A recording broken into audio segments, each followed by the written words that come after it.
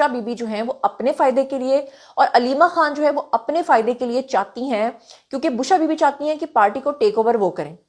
تاکہ عمران خان کی جو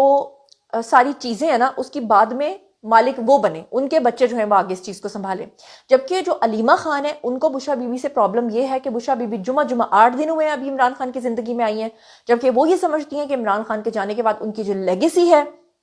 ان کی جو ساری چیزیں ہیں وہ ان کے بیٹے کے نام ہو یا ان کے نام ہو۔ اب ایسے میں علیمہ خان اور بشرا بی بی کے درمیان جو جھگڑا ہے، جو معاملات خراب ہیں، اس کے بارے میں آپ کو یاد ہوگا کہ میں نے آپ کو بتایا تھا کہ جب بشرا بی بی نے ابھی گرفتار ہونا تھا پہلی بار، اس وقت بشرا بی بی جب عدالت جایا کرتی تھیں تو باہر باقاعدہ طور پہ پلے کارڈز لے کر کچھ لوگ کھڑے ہوتے تھے، اور اس وقت بشرا بی بی نے الزام لگایا تھا کہ یہ سب کچھ علیمہ خان کروا رہی ہیں۔ اور اگر ہم بات کریں بشرا بی بی کی، تو بشرا بی بی جو ہیں وہ علیمہ خان کا پتہ صاف کروانے کے لیے جیل میں عمران خان کو بھڑکاتی رہیں۔